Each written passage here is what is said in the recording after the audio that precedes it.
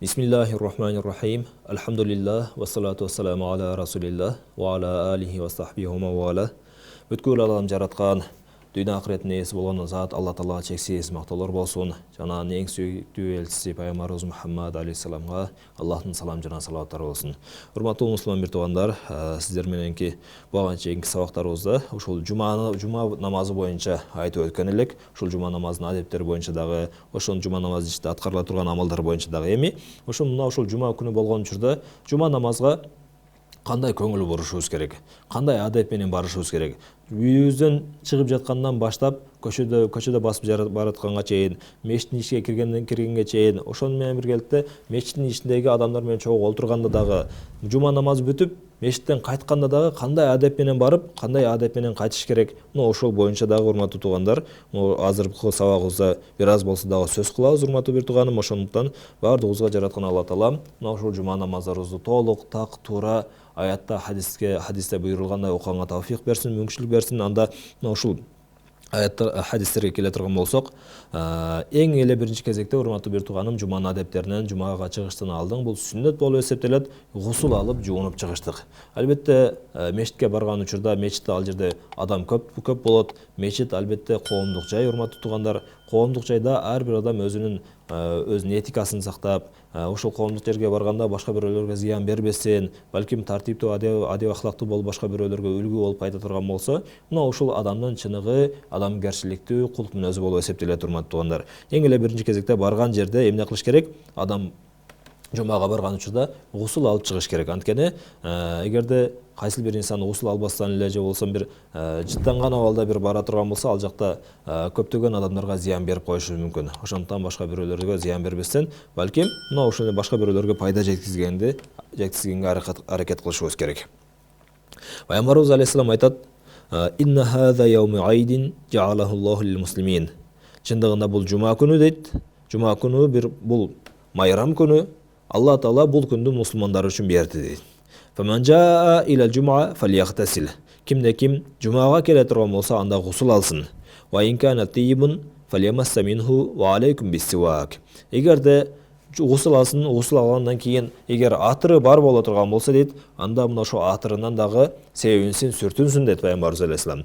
Ва алейкум биссивак, жана ошол мисвакка дагы оозуңарды, тишиңерди тазалаганга дагы бекем болула деп Пайгамбарыбыз алейхиссалам айтты. Демек, бул жерде жума гана эмес, урматтуу туугандар, балким бул жерге барганда Пайгамбарыбыз алейхиссалам өзү айткандай: "Боису лиутаммима макаримал ахлак." Чындыгында мен мына ушул бардык адеп ахлактын туу чокусун ушундай толукташ үчүн жиберилген деп Пайгамбарыбыз алейхиссалам айтат. Ошондуктан ушул нерсени Пайгамбарыбыз алейхиссалам бул хадисинде бир канча, эгерде карап көрө турган болсок, өтө көптөгөн нерселердин тартибине, адебине үйрөтүп койду. Коомдук жайда эл менен кандай жүрүш керек, ушул жана ушун менен бирге адам баласынын жеке гигиенасын дагы үйрөтүп атат, урматтуу туугандар. Кимде ким жумага бара турган болсо эмне кылсын? Гусул алсын. Эгер атыры бар боло турган болсо, атырынан себинсин, жана алейкум биссивак, силер мисвакты бекем кармангыла. Демек, бул дегенден максат мисвактын өзүн эле кармап жүрө бериш эмес, балким оозуңарды бекем тазалап, жакшылап карап жүргүлө деген маанинде, урматтуу туугандар. Алейкум биссивак. Ошондуктан башка бир жерге барганда, мейли жума гана эмес, балким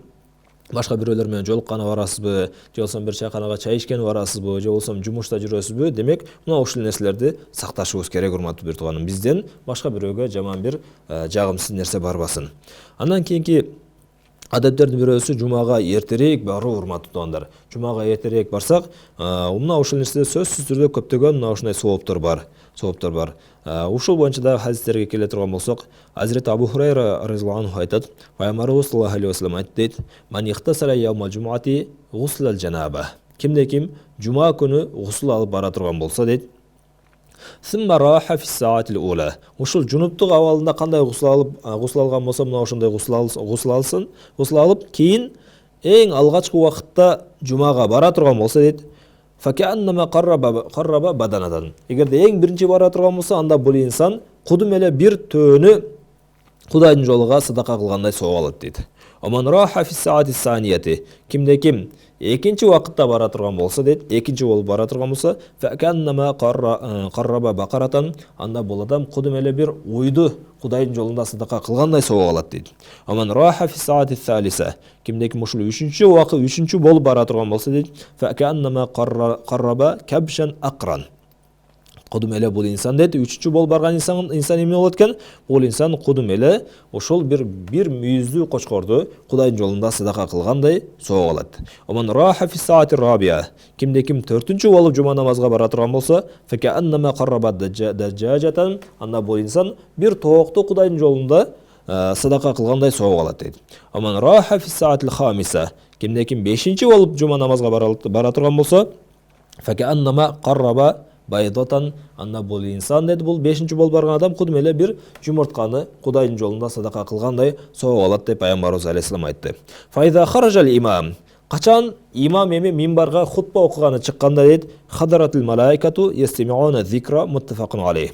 Анда имам ошол жерде периштелер дагы жума намазга келип жаткан инсандардын санын жазып жаткан периштелер дагы баардык эмесин кылат экен дагы.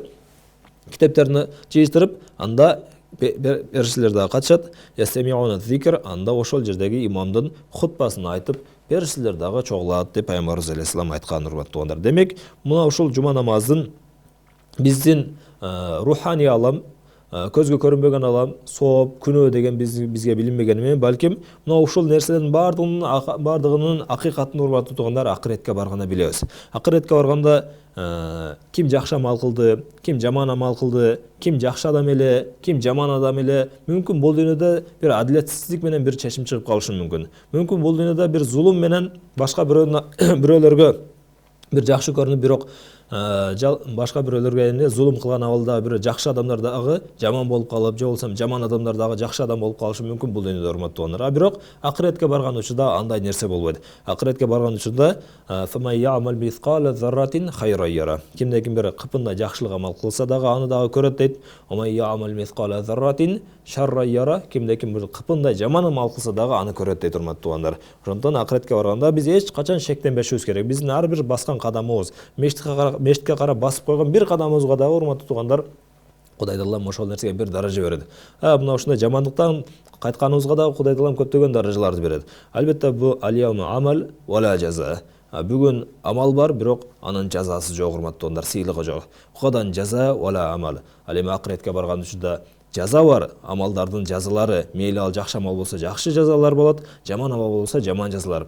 Вала Кадан жаза вала амал. Бирок акыретке барганда амал жок, урматтуу туугандар. Ошондуктан алымдарыбыз айтып атпайбы? Алымдарыбыз айтат, эгерде мына ушул пенденин Кудайдан коркуп төккөн бир тамчы жашы дагы тозок ошондой чоң болгон тозоктун отун өчүрөт дейт. Ал эми акыретке барганда, урматтуу туугандар, көзүңүздөн жаш эмес ириң акса дагы, кан акса дагы анда эч кайсы бир пайда жок, урматтуу туугандар, эч кайсы пайда болбой калат. Ошондуктан мына ушул дүйнөдө амал кылган мүмкүнчүлүк бар. Жаныбыз жан алгыч периште али келелек, же болсо кыямат келелек.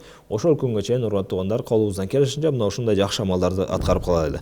Ошондой эле жума намазга дагы мына ушул амалдарды аткарып, эртерээк бара турган болсок, мына ушул хадистердин сообунан үмүт кылып эртерээк барып, имамга кунт коюп угуп, жакшылап ошол амалдарды толук аткара турган болсок, жараткан Алла Таала мына ушул амалдардын сөзсүз түрдө соопторуну берет, урматтуу туугандар. Эгерде төөнү эртерээк барган болсок, төөнүн сообунун, экинчи барган болсок уйдун сообунун, үчүнчү барган болсок койдун сообунун, ошолордун баардыгынын соопторун акыретте берет, урматтуу туугандар. Бул нерседен эч качан шек, күмөн санабашыбыз керек. Андан кийинки хадисте келе турган болсок, Алкама разияллаху анху айтат: "Харашту ма Абдуллах ибн Мас'уд яумал жумаа." Алкама рахимахуллах айтат: "Мен разияллаху анху Ибн Масуд, Абдуллах ибн Масуд разияллаху анху менен жумага чогуу чыгып калдым" дейт. "Фаважада саласатан кад сабакуху." Барып караса эле жумага барды, жумага баргандан кийин 3 адам мурдараак барып коюптур дейт, ага караганда. 3 адам мурдараак барыптыр, алдыңыраак барыптыр дейт. Бул Абдуллах ибн Масуд разияллаху анху 4-чү болуп жумага барып калды. Факала раби'у арбаатин. Ана мынтип айтты дейт, анда 4-чүнүн 4-чүсү дейт. Мындайча айтканда, бул 3 болду, мен келдим 4 болдук. Ама раби'у арбаати минналлах би баид. Эми 4 адамдын 4-чүсү дагы бул Алла Тааладан алыс эмес деп ошентип айткан экен. Энни Сами'ату Расулуллах саллаллаху алейхи ва саллям яқул, мен дейді пайғамбарымыз саллаллаху алейхи ва саллямның айтып жатқан ұқтым дейді, иннан наса яжлисуна яумал қиямати мин Аллахи азза ва жалла ала қадри рауахихим илал жумаат дейді. Пайғамбарымыз алейхиссалам айтты дейді, шындығында елдер дейді қиямат күні болғанда дейді алла тағалаға мынау ушындай деңгейде жақын отырышады дейді. Алар жұмаға қандай болып барған болса, жұмаға кимisi ертерек барған болса, ошон жол деңгейде жақынырақ отырышады дейді. Ал-аувал сумма сани, ки ең бірінші барған бірінші отырады дейді, екінші барған екінші отырады, сумма салис сумма раби, үшінші барған үшінші отырады, ва ма раби арбаати миналлах би баид. Демек төртінші болып барған адамдағы бұл алла тағаладан алыс емес инсан деп Хазірет Абдуллах ибн Масуд разияллаху анху пайғамбарымыз саллаллаху алейхи ва салламның мына ушул риwayатын кылат, урматтуу туугандар. Ошондуктан мына ушул жума намазга жөнөкөй адамдар емес, балким ушул пайгамбарыбыз алейхиссаламды көргөн, пайгамбарыбыз алейхиссаламды билген, мына ушул эң фақих болгон сахабалар Абдуллах ибн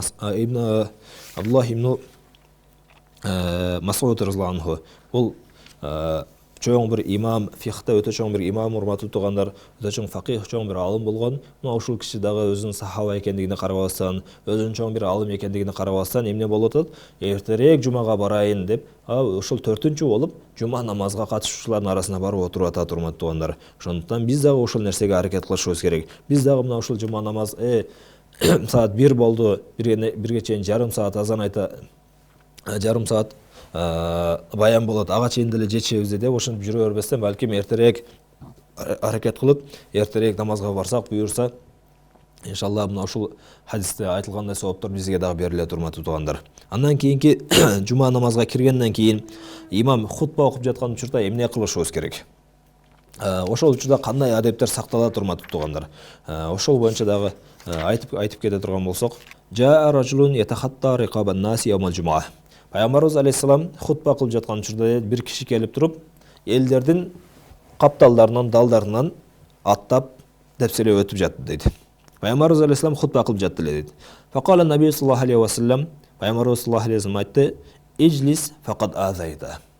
Сен андай кылып адамдардын үстүнөн депселеп өтпөстөн, алдыга өтпөстөн, отургун ошол жерде факад азайта, чындыгында сен адамдарга ыза берип жатасың, зыян берип жатасың деп пайгамбарыбыз алейхиссалам айтты. Daha bir rivayette geldi ki, ve anayta, ay akhartal maji'a, sen keçiktin, necatında keçigip geldin. Demek keçigip gelgen adamdan ordu oşol artıraaq dalе болот, урматтуу туугандар. Ошондуктан мына ушул нерсени эске алышыбыз керек. Ушул нерсе көпчүлүк учурда жума учурларында байкалат. Кээ бир адамдар эң аягына келет дагы, биринчи келген адамдарга зыян берип туруп, алардын капталарынан атта өтүп, тебелеп өтүп, аларга өтө чоң бир зыяндар жеткизет. Ошондуктан кийин келип калдыкпы? Кийин келип калгандан кийин өзүбүздүн ызатыбызды билип, кайсыл жер бош боло турган болсо, ошол жерге олтурушубуз керек, урматтуу туугандар. Анан кийинки хадисте келет: "Ман тахатта риqaban nas yawmal jum'a ittakhadha jisran ila jahannam." Раваху ат-Тирмизи ва Ибн Мажа.